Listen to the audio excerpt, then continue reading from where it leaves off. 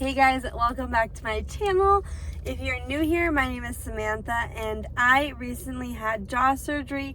It's November, December, January, February, March, April. 5 months post-op, and I just had my final appointment with the surgeon and he's super happy with the results and everything has been going smoothly. This is it. The braces are off. They've been off for about a month now. Do want to show you guys. So I was feeling like some uncomfortable popping in my jaw, but it's all good. It's actually resolving itself, but he just said it's from being banded, like shut and with rubber bands for so long. He was more on the conservative side with like chewing super early on. So he said I'm still just like breaking up, I don't know the word he calls it, but just breaking up whatever is in this area and just like use warm compress and like massage it out. But I want to show you guys how I chew. Also, this is really unrelated to this video, but I just got a bagel and I don't ever eat a bagel like together. Do you guys eat a bagel like together? Unless it's like a sandwich, but I don't eat a bagel like this. I eat it like separate, but they like gave it to me together, so I was eating it together. But I wanted to show you guys like the bite is way better. So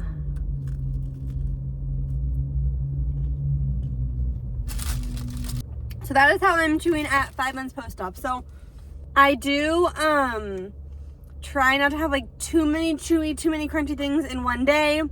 Usually I'll be sore the next day. I did get my retainers that I wear all the time when I'm not eating or drinking anything. I'm going to start a series on the preparation I did for jaw surgery. Now, the reason I haven't posted this and I've been so bad about it is because I'm trying to figure out how to break it up to help you best. So, first, I'm going to start off by saying how like where I was at mentally, physically, emotionally when I found out I had to get jaw surgery, and like when I made that decision, and how I went about like explaining to people when I got braces on. So that's what this video is going to be about. I'm sorry my like jaw surgery supplies video is going to be a little bit delayed, but if you check out my Instagram, I'll insert it here, you can view all the tools that I used throughout my surgery, or you can personally message me on there and I can help you decide. I will be posting an in-depth video, but I think this is a better series to post them in. So let's get started. I'm going to tell you guys how I prepared from like the first start of deciding that I wanted jaw surgery. So I had braces when I was younger. I have to pull up the scans. I'll put them here. My orthodontist sent them to me, and I went to the same orthodontist when I was, I'm going to say 8. I could be totally off. I think I was like 8 years old. And he has all like my files and pictures, and I'm like super small. It might have been 6. I don't remember. But I had my first phase of braces. Then we didn't end up finishing up my braces, and as an adult, I had headgear, had all these things. Who knows if I still would have needed jaw surgery? Everybody's different. You can always put all these scenarios in your head, but that doesn't help anybody. So as I got older, I got from like numerous orthodontists. I would go get some consultations, just kind of like play with the idea, and then I would like chicken out and be like, no, I'm not ready. It's also like I was in college sports, so to take off that amount of time, in college, and like that was like my time where I probably was like the most self-conscious about it. So that was like not gonna happen. Then after college, I kind of like thought about it more, and then that's when I started really getting consultations, and everybody said I needed jaw surgery. Some said upper only, some said lower only, some said double jaw surgery. Well, like the orthodontist said that in conjunction with surgeons. When I made the jump to get the braces, it was about a month between when I said I want braces, I'm gonna do it, got the braces on, and then a month later I had my first surgery. I was not prepared for that surgery. I my surgeon was very knowledgeable. He was very good at what he did. My first surgeon. I had 2 different surgeons. But he really lacked in preparing me. Like, I was not prepared at all. When I tell you I had no supplies, like, thank goodness my surgery was only like SARP, which is just expanding like my upper jaw. So I had an expander. The orthodontist would crank it. So I went in not even knowing like how much time I had to take off work. I didn't know like the recovery process. I didn't know how long I wasn't able to chew. Like, I didn't know any of this. Like, I didn't even really know what they were doing, which is also like naive of me to not ask these questions. Like, yes, he should have explained the process to me, but I should have also asked. So that's also on me, and I was like way better about this my second surgery. After my first surgery, I had a huge gap for a little bit, and then they put a fake tooth in that was attached to my braces. So I didn't really have a huge gap for a long time, and when I did, we were still wearing masks all the time. So it didn't really affect me that much. The thing that really got me was seeing people after it happened, because this was like the first step in kind of like having to explain to people like why I was doing this process. No one was ever not supportive, but I got a lot of, oh my gosh, you look so different, or like, you look so great, like you look better, you like, why are you doing this? Why would you do this? Like, and I think it wasn't even like, I didn't mind that they were asking questions. It was like, number one, the attention on myself, because I still to this day, like, do not like attention on me, like people looking at me. Like, I still have a lot of like feelings that like I had before surgery, and my self-conscious like tendencies I had before surgery in relation to like my jaw and my bite. I still have those feelings. Like, when people would bring up those, and that was even before my second surgery, so it was still had an underbite, I still had all of these things, and like, it was uncomfortable for me because it was drawing more attention, especially right after it happened. I didn't have like a way to say it without digging too deep, but also like acknowledging that like they're just probably curious and like just want to know, but like I had a different like perspective on it. So first I would just prepare for the hard questions from other people, but also make sure that like you're ready to talk about it. Because I think that was the other thing, is like, I wish I would have said from the beginning, like, oh yeah, like I'll explain to you another time, or like, I'm not really ready to talk about it, but like I'll let you know when I am. Wording it so that like you're acknowledging that they're just curious, but that you're just not ready to talk about it, and that is okay. I felt like I owed people an explanation, but I didn't, and I wish I would have like recognized that before.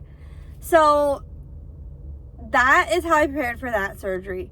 But it was kind of more after I kind of realized what I should have done before. Next, I recommend like having somebody that you can talk to that can support you, but also understand sometimes you're going to talk about things, but you don't necessarily want their opinion. And that kind of sounds mean and one-sided. But this really helped me because I had somebody that I could just vent to, and they didn't know what I was going through, but they were there and supported me, and I could just send them like, I'm having a really hard time, this is what happened, and like they could do that. So I encourage you, if you don't have that person, like message me, like message somebody else that even if they are going through it, they'll understand that like you might just need a safe space to talk about things and your feelings without feeling like you have to fully explain them, if that makes sense. So I'm really lucky, and I know that I had a support system, but I know not everybody does. So I want to acknowledge that as well, is that like, even if you're going through this road alone, which like at times you're going to feel alone, even if you have a whole room of people that are there to support you, it's still going to be times where you feel lonely and no one else gets it, because it's such a huge thing that impacts your life in a crazy way that I'm still even trying to figure out like wow, like I'm quote unquote done, but it still has forever changed my life. So looking back at it now, I just wish that I would have communicated my feelings when I felt alone and didn't just like keep them to myself, because that makes you really second guess your decision, which is where I get to next. Where like there was times where I was like, I am not doing this, there's no way I'm gonna do this surgery. I just wish that like I communicated more my feelings, and didn't, like, people weren't annoyed with me, but I didn't want to keep talking about it. But now I get into like regretting the decision, and like there was times where I was like, I'm gonna cancel, like I want the braces off, I don't want to do this, like.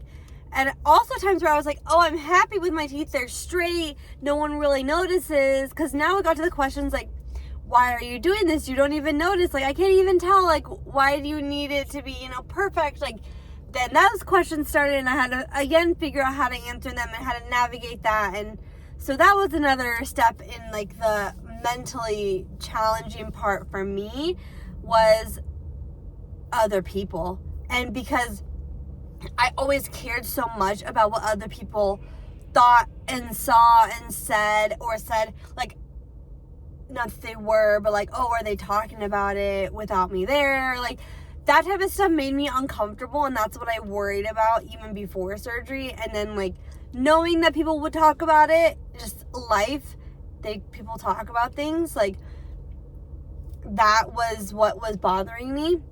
So there was a time where I was like, I think it was about 3 months before the surgery, I was like, I'm not doing it. I'm not doing this. I can't do this. There is no way I can go through a major surgery. Like, I don't even know if I can do it without my fiance, and I don't know if he can go to California with me. Like, can I take off that amount of time of work? Like, I was like all sorts of, like, I was a mess. I was like staying up to like 2 or 3 a.m. on my phone, researching, looking up videos, watching the procedure. Like, the 2 months, so the 3 months prior and 2 months prior to the surgery, I stressed myself out to the max. And I don't know if it was avoidable because they were all valid concerns. I just think that I should have probably had somebody help me through those thoughts and feelings, because you kind of like go to like a really deep place with them, and then you just like are stuck with them. And this is where the whole like identity part started for me.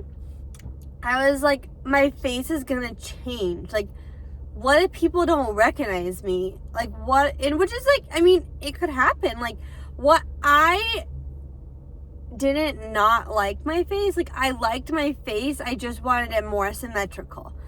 And I was like really nervous that things were gonna change in a wonky way. Like, I was nervous there's gonna be like more asymmetry. I was worried that I was gonna have like all these complications that you could think of. I was worried about. And that's like when I really started to panic, like really panic. And my fiance was actually like, you gotta relax. Like, he's like, you need to like trust the doctors, trust the surgeon, trust your orthodontist. Like, whatever happens, you're making this decision. You can't control the outcome, which is true. But this is when my mind shifts to like, I can't control what happens in the operating room, but I can control to an extent what happens after. I can be prepared. I can have the tools that I need to heal properly. I can take care of myself before. I can eat and drink and all these things. I can make changes to my diet. I can take certain medications. Like, all these things this is where I kind of switched to like, I need to do this. So at about 2 months prior, towards the end of that time frame, I decided that I was going to change my diet, which I already had I have like a pretty, like, not restrictive because I don't want to restrict myself, but pretty complex diet that I have to follow medically. But also for this surgery, I did cut out gluten, caffeine, coffee, any like inflammatory foods I did not have. I tried to not lose too much weight because I didn't want to feel sick, but I worked out because I wanted to be healthy. I wanted to be strong. I wanted to be fit. And I also made me feel better after I worked out, just mentally, physically. I also like got my mind off things. So did that, and I also did buy vitamins to take, but my surgeon told me not to take them till after the surgery, like a month after. So I didn't even take any like supplements or anything. I took like a greens juice every day that was like all natural. But other than that, that is what I did to prepare on like the physical and mental side. I also read a lot of like, not like self-help, like motivational things, just about like letting things go and like just trusting in it. And then the day of the surgery was super like crazy, and it felt like I was just like in a different world. I had like a moment before a surgery where I was like, this is happening. My life is changing. And like, I think to somebody who hasn't gone through this journey or hasn't had the surgery, they're like, oh, it's just a procedure. But like, the stuff that goes into the process of this is a lot. It's a major surgery. But I mean, it is a huge surgery. It's a big commitment. I was very lucky that I was able to take 7 weeks off of work after the surgery, and I took 1 week off before. I highly, highly, highly recommend, if you can't take off a lot of work after, there's ways to adapt, but before, I recommend at least taking 3 to 5 days off if you can. This is the time I was done preparing. I didn't think about anything. I had fun. I went out with my friends. I also didn't drink alcohol before the surgery. Like, I just had fun. I didn't think about surgery prep. At this point, I had everything done, everything set up, everything like done. So I recommend that because I think that really helped me, because you're going to be stuck at home for a long time after. And that was kind of where I'll transition into the next video of how I prepared, what supplies I bought, and what supplies I used and when. But I just kind of wanted to update you guys on like kind of where I'm at in my journey right now at 5 months post-op. Life is pretty much back to normal. I'll go into more detail later, but I do still, it's really weird to explain, but like I see myself and I'm like, wow, her teeth look really good. Her jaw is really aligned, but I don't feel like it's me when I see the picture, if that makes sense. But we're working on it. I'm feeling better about myself, and like I'm really happy with the results. So just a part of the process that we're just working through. But if you're at the stage right now where you're before surgery and you've made the decision, I just really encourage you to first determine like what you're comfortable sharing with people, why you're doing the surgery, and also like finding support, whether it's a family member, a friend, a significant other, me, somebody else. Like I have tons of people message me on my Instagram page asking for advice or support, and like I could also not have done this. Last thing I'm gonna add, actually, this is really important. I could not have done this journey without a jaw surgery support team.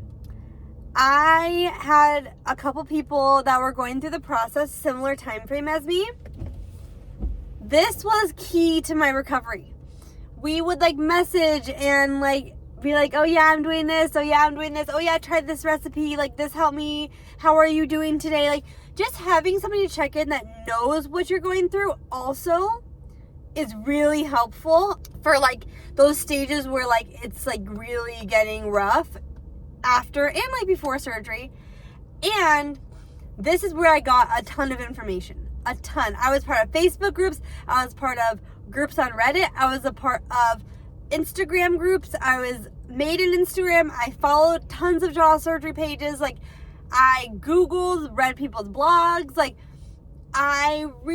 YouTube, I really dove deep. Now, I will say, some of the videos, like, you have to take with a grain of salt because everybody's situation is different. This one as well. You could have a completely different situation, and none of these could have been a worry of yours, or will be, or could be, or should be a worry of yours. But these are what I went through, so I'm just sharing that because I want other people to know that if they go through these things, kind of how I handle it and the tools that I use to be able to get through them. Because obviously, we're here, we did the surgery, and it was 100% worth it. I can't say if you're having any doubts you should do it. I can't say like you should do it because everybody is so different and every situation is so different. Even if we had the exact same bite, everybody's life is different. Everybody's situation is different. So, with that, I encourage you guys to, if you're at this point in your stages or if you're just watching or you know somebody that's going through this process, I encourage you to reach out to them. I encourage people that are going through this to reach out to your friends and family for support, somebody that you trust.